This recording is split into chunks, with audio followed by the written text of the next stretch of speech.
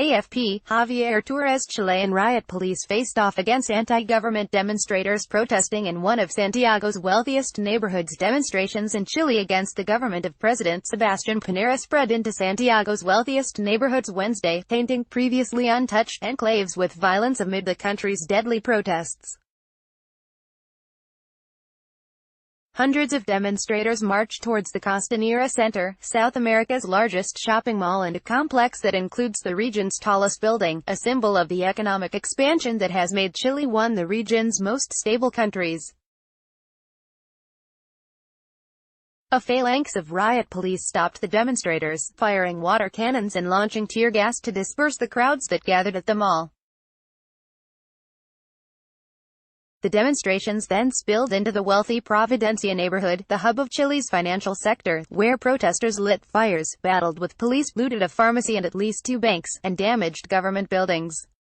AFP, JAVIER TORRES Many of the young Chilean demonstrators are angry at the country's yawning income disparity. "We are living a level of violence and destruction never seen before," said Providencia Mayor Evelyn Matthei. Social media messages also called for a rally at the United Nations Economic Commission for Latin America and the Caribbean, located in the upmarket Vitacura district. "The time has come to get to the east," said one message, indicating the upscale areas of the capital. "People are rather sad and scared about how the country can return to normalcy," said Andrea Ortega, a 43-year-old lawyer who left her office early to look after her children, fearing rioting in an area hitherto unscathed by the violence. Separately in Renza, a working-class neighborhood in northern Santiago, a small crowd attacked a police station, leaving 5 officers injured.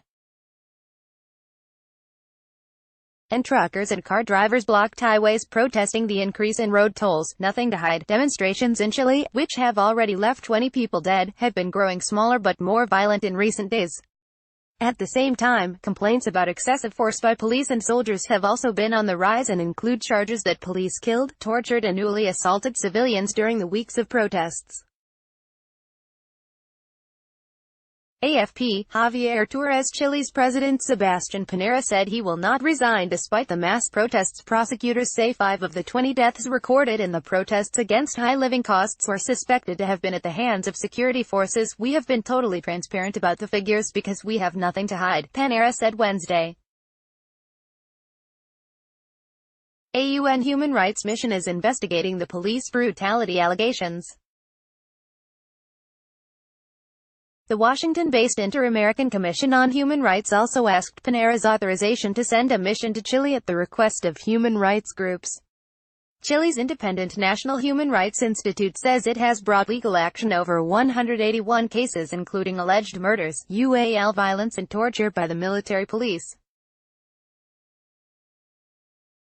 AFP, JAVIER TORRES riot police deployed armored water cannons to disperse the Santiago demonstrators. Piñera said state agents who committed abuses would be punished just as severely as those who carried out vandalism or violence in the protests. He has reshuffled his government and announced a series of measures aimed at placating the protesters. In the latest of these, on Wednesday he signed a law guaranteeing a minimum monthly wage of some $467, but protesters have continued demanding that the right-wing billionaire president step down. The ongoing crisis forced the government to cancel separate international economic and climate summits as well as a major international football match, the South America Copa Libertadores final.